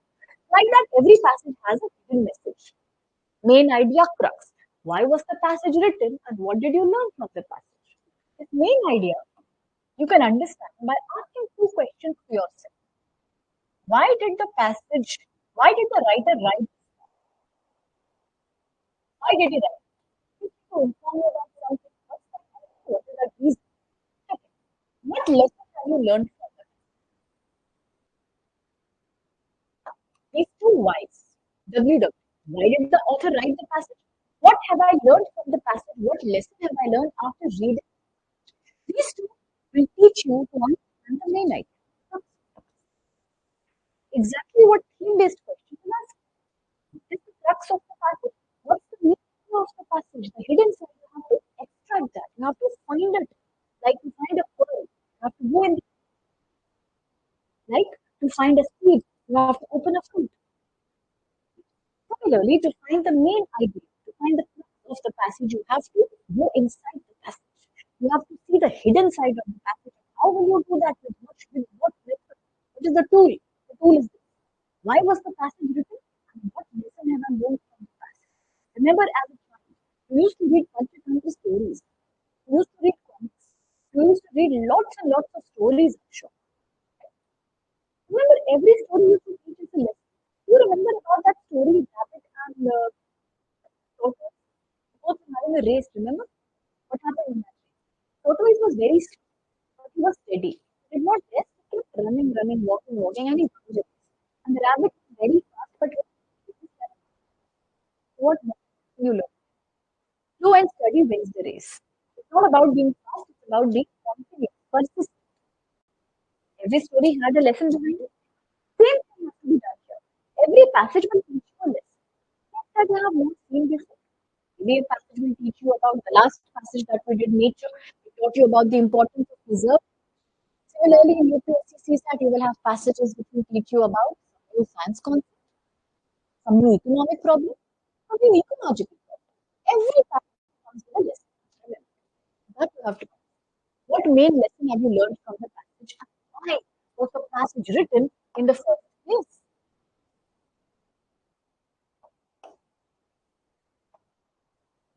This will help you to find the main idea of the passage. This is the based question. This is the side of the passage that you have to answer in a theory. The other side of the passage is the visible side that you and I can see directly written in the passage, like it happens in the case of a PB, passage based. Things that are direct, they are not the main idea of the passage, they are the supporting ideas.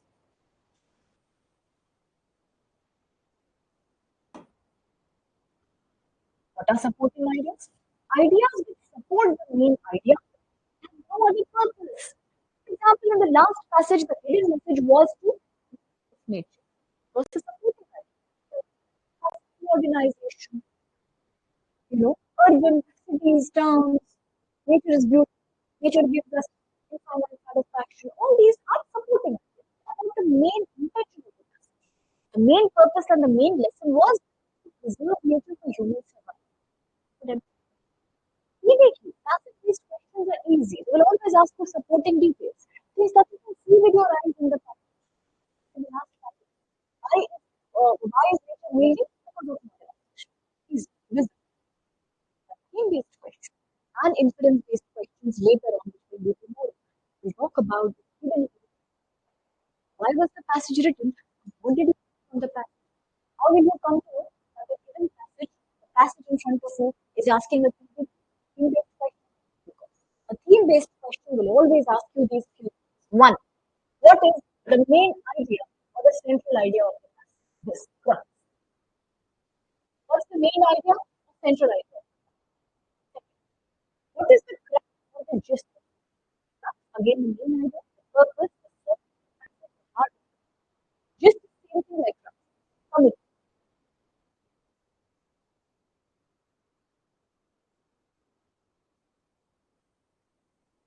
Third, what's the underlying tone of the passage? The line of crux. Main idea. What is the most critical? Critical here is important. Very, very message of the word message is the same. What lesson have you learned from the passage? What message is the passage trying to give you? Message, same thing, class. Same thing, main idea, same thing. What lesson have you learned? Again, message is main idea of next.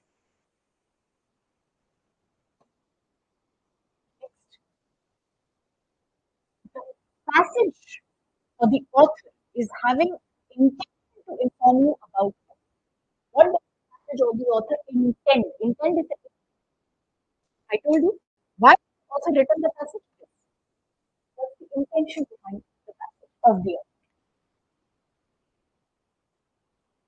Intention is the aim, the target, the purpose. Why am I doing this class? Teach my dear students about comprehension. Why are my students attending the class? To ace the CSAT exam. The purpose, the intention. So what's the intention behind the passage? What's the intention of the author? All these together are the key based questions.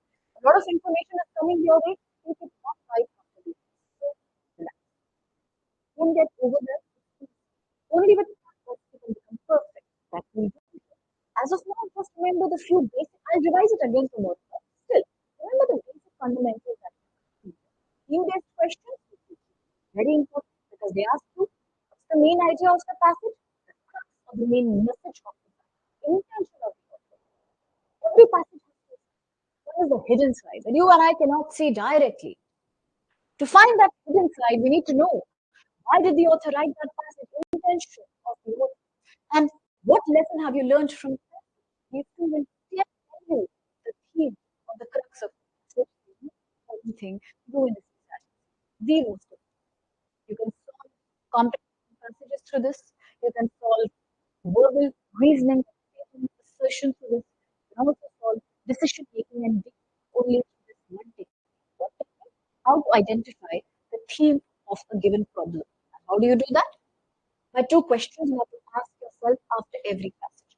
Why did the author write this passage? What was the intention? What was the intention? Why did the author write this passage? What was the intention? Second, what lesson, what new lesson have I achieved after reading?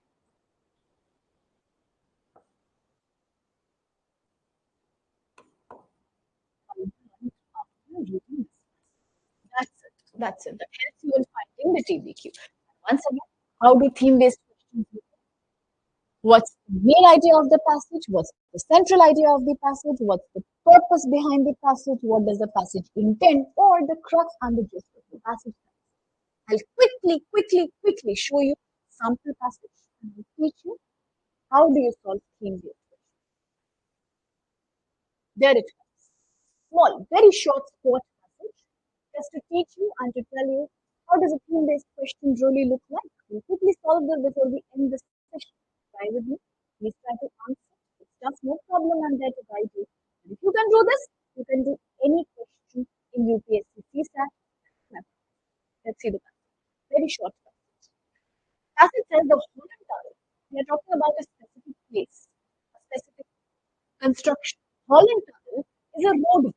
It's a road under the Hudson River. Okay, maybe in some areas. Don't bother about outside knowledge. See what's written. The Holland Tunnel is a roadway under the Hudson River. At one end of the tunnel is New York City. So let's try to picturize. It's very good to picturize, by the way. Whenever you read a passage, if you have time, you can try to picturize in your mind, and that makes the passage. For example, we are saying a river called Hudson River. River flows. Now, under the river, there is a tunnel known as the Holland Tunnel. The tunnel goes like that. Okay, this is the tunnel. They are saying at one end, at one side of the tunnel is the New York City. At the other side is the New Jersey City. Okay, you understand? Now they are saying almost 50,000 cars and trucks, vehicles pass through the tunnel every day. It's a busy road. The distance is very short, just over 1.5 miles. Okay, they are saying that the distance of this tunnel is just 1.5 miles. No problem. Depending on the time of the day, depending on which time of the day you travel the road, it can be a long journey, it can be a very short. Either thing is possible. So that's it. The passage talks about one thing. The passage is trying to talk about the Holland Tunnel. That Holland Tunnel is nothing but a road. It is connecting two cities in the US, any two cities like New Jersey and the New York. The tunnel is under the Hudson River. It's a very busy road. More than 50,000 vehicles pass through it. The distance is also short, only 1.5 miles. And whether you choose the time of the day, that will decide how long is your journey going to be. Because in the afternoon it's crowded and all that. Night maybe it's not crowded. So, what is the central idea of the about passage? Whenever we see the words like central idea, main idea, crux, gist, intent, what does the author intend, the passage intend? What is the main message of the passage? All these words I know now are my theme-based question, my TBQ, which means that there is a hidden side of the passage which I have to find. What is the tool? What is the method to find that hidden side? I've already told you. Why did the writer write this passage? Second, what lesson have I learned? What new lesson have I learned from reading this passage after reading this passage?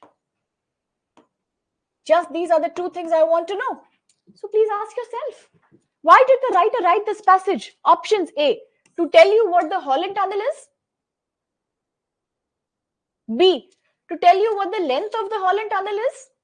C, what the Hudson River is. Or D, what's the connectivity? How is the general connectivity between various different cities in the United States of America, USA? Ask yourself, why did the author write this passage? 2. What lesson have you learned from the passage? What lesson have you learned? You learned that how various cities in the US connect? Is that the main idea behind this passage? Or you learned what the Hudson River is like? Or did you learn what's the length of the Holland Tunnel? Are these the important things? Do you really think an author will write a passage to tell you about the length of a tunnel? Really? Do you think the author would write this big passage to tell you about how does Hudson River look? Is the passage talking about how does it look? Do you think the passage is the main idea of the passage is to teach you how do various cities in the US connect? In the very first 5 minutes of the lecture, I had told you, please answer questions only based on the passage. Do not use any outside information, please. This is reading comprehension. Don't use your general knowledge here. Is the passage talking about various cities in the US? Is the passage talking about various cities in the US? I don't think so. The passage is only talking about 2 cities and how they are connected. So what do you think would be the right answer here? Will anybody want to answer for me before I can disclose the answer? Would anybody want to answer for me? Please try. Could be slightly challenging, but try. That's how we learn, right? Try. Please try. Quickly, quickly, quickly. Beautiful. Thank you. Syed Rizwanji. Thank you. Thank you, sir. Beautiful. I'm proud. Beautiful. Anybody else who wants to try? Think. Ask yourself. Hidden message of the passage. Main purpose of the passage. What new thing have you learned from the passage and why did the author take so much time to write this passage? Why? Some purpose will be there, no? Beautiful. Very good. Thank you. Anybody else? I'm amazed at the accuracy of the answers. I'm so proud of you. I can't even tell you how much and how glad you've made me. I wish few more people could answer there. Yes, please. Anybody else who wants to answer? Just try. Why did the author write this passage? What have I learned from the passage? What new thing? Hidden message. Some details are right there in front of me. What's the hidden message? Why should the author take so much energy and effort to actually write this passage? What is the thing that he's trying to inform you about? As already some of my dear students are answering, absolutely the answer will be A. Very good, and you've really, really made me proud, and thank you so much, and I'm so happy that you answered spot on. Yes, it's A. What the Holland Tunnel is. Obviously, that's why the author has written the passage to tell you about what the Holland Tunnel is, and B, what new lesson you've learned. Yes, you've learned about the Holland Tunnel, what the Holland Tunnel is. The other 3 options are not wrong. They are not wrong. But remember, I told you in the first 5 minutes of the lecture, in the CSAT comprehension, we do not have to find the right answer. We have to find the most appropriate answer, because this is the only exam in the world where you can have more than one correct answer. Yes, that's correct. In the CSAT comprehension, you can have 3 to 4 answers. All of them could be right. 3 of them could be right, but you are not here to find the right answer. You are here to find the most appropriate answer, to find the crux of the passage, to find the hidden idea of the passage. Is the question asking you which of the options is correct? Is the question asking you, please find the right answer? The question is asking you, why was the passage written? What have you learned? Crux. So what is it? Yes, what the Holland Tunnel is. The other 3 are supporting ideas. The other 3 are supporting ideas. Remember, I told you, I made a diagram and showed you. There is always one hidden main idea. You can decode this by why was the passage written and what have I learned. And then there are supporting ideas, visible details that are not the most important ones, but they are written clearly in the passage. That will be the passage-based question, not the theme-based question. The length of the Holland Tunnel, right there in front of me. Why will the author write the passage with the intention of telling you that what the Hudson River is like? The passage is not even talking about the Hudson River. Only one line. Holland Tunnel is a roadway under the Hudson River. No other mention of Hudson River. Connectivity between various states, out of scope. Completely out of scope. The passage is not talking about various states. Only 2 cities, only 2 areas. NYC, New York. Why are you using information outside the passage? You're not supposed to do that. comprehension. Absolutely spot on. A is valid, correct, appropriate response. This is why we have written the passage. This is the hidden message of the passage. This is the new lesson that I learned from the passage. What the following is, and therefore is the most appropriate. And with this, we can come to a lovely, exciting lecture. And tomorrow we can absolutely proceed with talking about something even more important, that's the art of making inference. What is inference making? How do you become a detective? Yes, I'm going to teach you how to become a detective for the CSAT exam. Thinker, somebody who can use clues to find the right mystery, to solve a mystery. Because yes, these passages are very mysterious. To teach you how, like a detective, to solve these mystery passages using the right method and learning how to. With that, we come to an end of this lovely lecture. Thank you so much for your participation, for your kind interaction, and I do hope to see more interaction, more participation tomorrow. Should there be any doubts, please ask me tomorrow itself. I will revise before the lecture. Thank you very much. Please understand, please have this critical. Absolutely mandatory as a student in the UPSC 2025. So with us, you are be ready. Ace the system, make your dream work. Thank you so much. See you back again tomorrow.